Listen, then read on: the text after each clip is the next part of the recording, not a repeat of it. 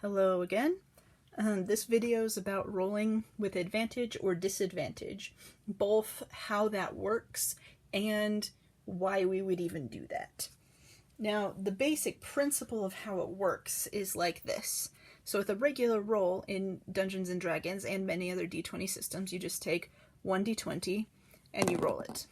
And then whatever you roll is what you roll. So for example, the result of that roll is a 4. Not super great. Hopefully I have some skills I can add to that. Now, if I was rolling with advantage instead, I would be taking 2 different dice and rolling both of them, and then I take the higher number. That was still a very terrible roll, but you know, a 7 is better than a 3. So the result of that roll is my 7 right here. And if you know me at all, you know that these dice rolls being very low is just par for the course for me. Alright, now disadvantage works exactly the same as advantage, except for you take the lower number instead of the higher number. So we roll these dice, and this one is a 16, this one is a 12. So my result for that is I use the 12. Now, as a principle, that's relatively simple to understand. But why would we actually do that is the question. And the answer to that question is to reflect situations in a game where a roll might be made easier or harder by something, but it doesn't necessarily change the difficulty of the skill, if that makes sense. I'll use lock picking as an example. So say you're picking a lock and you have a lot of skills in lock picking, you're a rogue or something, and you're usually really good at this, and you still know how to pick locks, so the GM isn't gonna like nerf your skill in order to make the roll harder.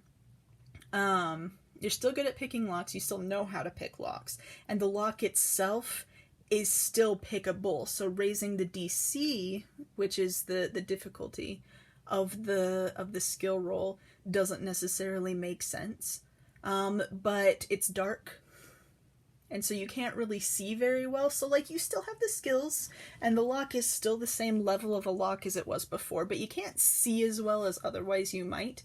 Then rolling for disadvantage is a really good way of making that roll a little bit harder, reflecting the situation, reflecting the particular circumstances of that roll, without arbitrarily changing somebody's skill or changing the difficulty of the lock itself. So for example, if you were able to be like, oh hey, does somebody have a torch? Let's light the torch and get rid of the darkness, then the GM could be like, okay, yeah, so you don't have to roll a disadvantage for that in that case. But the difficulty for picking the lock has not changed. And it's the same way with rolling for advantage.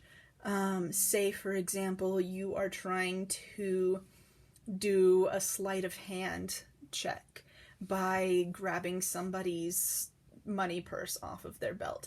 I guess we're just gonna be rogues today in these videos. So you're trying to steal somebody's purse of money, and you have a particular skill level in your sleight of hand. But let's also say that you have a bard in your party, and the bard is flirting horrifically, loudly, like dramatically with this person. Like, it's impossible to not just be really distracted by the bard. Whether or not they're succeeding at the flirting is, you know, up to the bard's role. But they're distracted, so you can roll advantage on that particular skill check to reflect the fact that, you know, you still have to be able to get the bag without them noticing. You still don't want to like bump into them or whatever, but it might not be as hard to do as usual. So advantage and disadvantage just kind of skew the odds of what you're gonna roll just a little bit. It's not very much, but it's enough to kind of reflect the varying levels of circumstances that you can find yourself in with different situations.